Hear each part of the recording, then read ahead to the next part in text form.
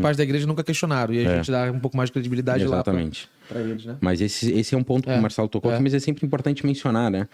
O contexto para quem ele escreve e a intenção dele, é claro que condicionam o linguajar, o vocabulário, a estrutura do texto. Isso é óbvio, né? Mas enfim, voltando aqui, né? Então fui enviado para fortalecer a fé daqueles que Deus escolheu e para ensinar-lhes a verdade que mostra como viver uma vida de devoção. Paulo destaca já no início a sua intenção com essa carta, né? Que é destacar uma vida de compromisso, uma vida de devoção, uma vida cristã, real e prática.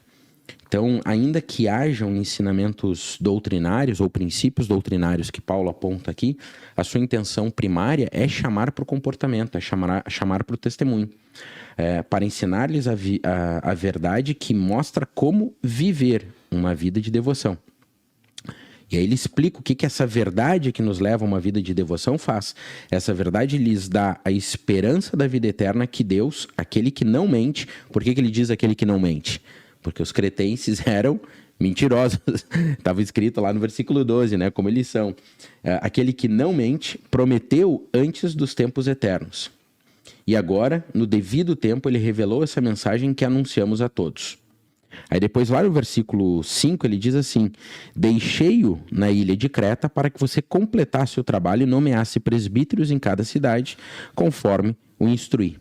Então aqui está muito daquilo que o Márcio falou. Ele não só passou, né, a responsabilidade da condução do trabalho, como delegou a ele a responsabilidade de levantar líderes naquele trabalho. Então, não foi algo tipo Paulo levantou líderes, colocou Tito acima deles e disse, olha, agora vamos trabalhar com Tito sendo responsável. Não, ele atribuiu a Tito a responsabilidade do trabalho, mas também a responsabilidade de levantar líderes naquela ilha, naquela região.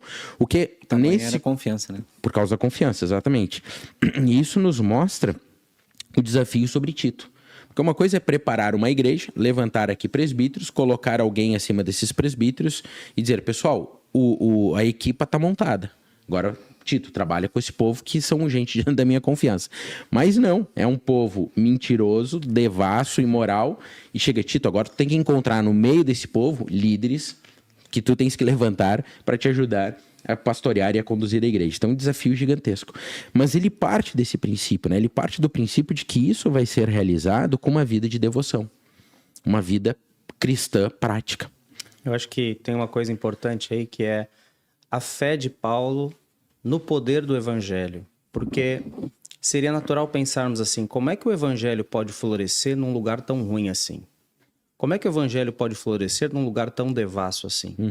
Como é que o evangelho pode frutificar numa terra tão árida como é a ilha de Creta?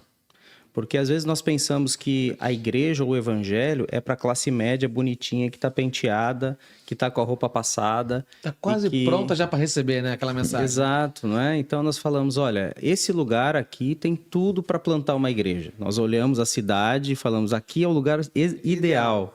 Né? Olha como as crianças vão bonitinhas para a escola, tem todo aqui nesse bairro, planta-se uma igreja aqui e fica tudo perfeito. Agora tem lugares que nós olhamos e, puxa, aqui não, né? Aqui eu acho que vai ser difícil. Mas a fé de Paulo é que no meio dessa bagunça é possível encontrar homens assim. Porque o poder do evangelho é capaz de fazer isso.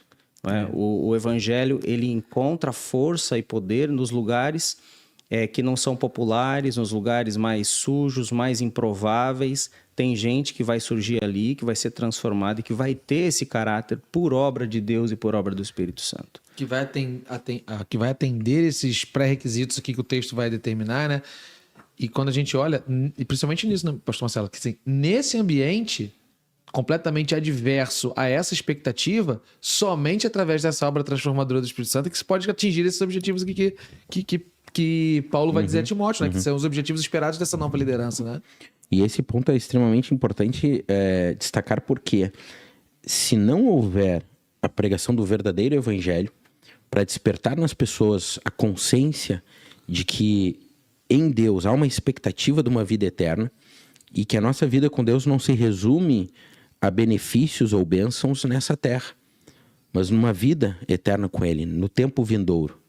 Realmente é difícil desconectar as pessoas de uma vida de carnalidade, de interesses humanos e naturais, e colocá-las elas numa perspectiva divina, de servir a Deus eternamente. Ou de servir esse Deus eterno enquanto estamos aqui na Terra. Por isso que ele vai falar, né? Olha só, que lhes dá esperança de vida eterna. E quem é que dá essa esperança? É aquele que não mente. Quer dizer, isso é uma certeza. Então isso não é mais um conto, mais uma fábula dos cretenses, mas é a mensagem de salvação do Evangelho e cujo propósito se cumprirá na eternidade com Deus. É a mensagem de antes dos tempos eternos, da certeza de que uma comunidade de salvos pode surgir num lugar assim. Exatamente. E tem um ponto aqui que é interessante também mencionar, não tem tanto agora a ver com o capítulo, mas acho que é importante voltar um pouquinho no contexto. O posicionamento geográfico de Creta, o facto de ter, como o Marcelo falou, muitas cidades numa ilha que não era tão extensa por conta dos vários portos que haviam na ilha, era também uma decisão estratégica de Paulo. Porque naquela ilha chegavam muita gente, então a possibilidade de ouvir o evangelho, e depois saía muita gente, porque os navios descarregavam, carregavam e partiam as suas rotas, levando a mensagem do evangelho. Então essa estratégia de Paulo, ela é uma estratégia super desafiadora, porque, que nem falou, tem que transformar mentes e corações numa região geográfica ou numa ilha, né, que está vivendo uma condição de pecaminosidade, que estão ali enraizados nessa imoralidade. Então, é transformar o coração daquelas pessoas para que o testemunho delas transforme o coração de várias outras. Deixa eu só fazer uma parte aqui, que esse ponto eu achei que é interessante. Eu sou defensor de uma teoria de que as igrejas aqui em Portugal, vou trazer rapidamente o contexto português, né? Sofrem de uma volatilidade muito grande de membresia em virtude do fluxo migratório, que é uma característica de que você não esteja estabelecido durante muito tempo numa mesma região, buscando ali uma melhor condição de vida, etc.